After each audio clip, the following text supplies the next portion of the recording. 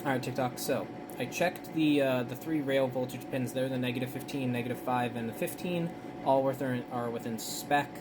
I didn't actually, I was basing it off the adjustment of the 5 volt rail, which I thought was what needed to be within spec, but that one actually is. It's 50 millivolts, so it's 30 millivolts right now.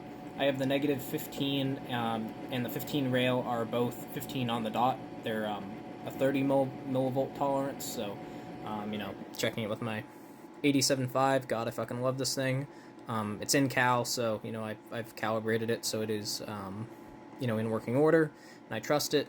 I managed to short where the negative 15 line is in the resistors right there. I managed to with my mini grabber when I was testing the pin, and I accidentally arced to those resistors.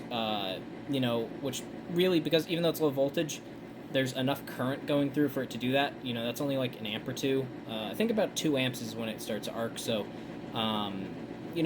with how brief it was, it didn't seem to damage anything. At least that I can tell so far. So I'll have to see when I actually start playing around with anything, because that could have actually just kind of fucked me there. So, I'm gonna get a BNC hooked up, and I have a my oscilloscope up there, and I'm going to test that real quick. Make sure I actually get an output. Now this is 50 ohm and 75 ohm, and I don't have feed through terminators so that it cancels out that termination, and I can go into 1 meg. So my signals will look a little bit off, mostly amplitude wise. It's not going to mess anything with the frequency, and that way I can check. Luckily, my work gave me a 15-foot long Panoma BNC cable, so I'm going to use that to hook it up real quick. Alright, so now BNC up. I'm set for 10 megahertz at 0 dBm. Output is on, and look at that. Got a very nice sine wave. Very clean, very stable. 10 megahertz. I'm going from 50 ohm to 1 meg, so it's not really that amplitude. It's going to be slightly different, so I have to get true terminators. But look at that. As far as this thing can measure its accuracy, that's pretty good.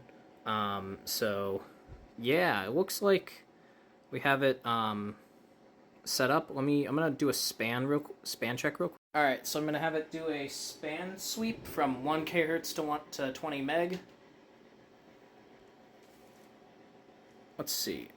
All right, well, I'm gonna have to figure out how to set that up, but it works. It's all good.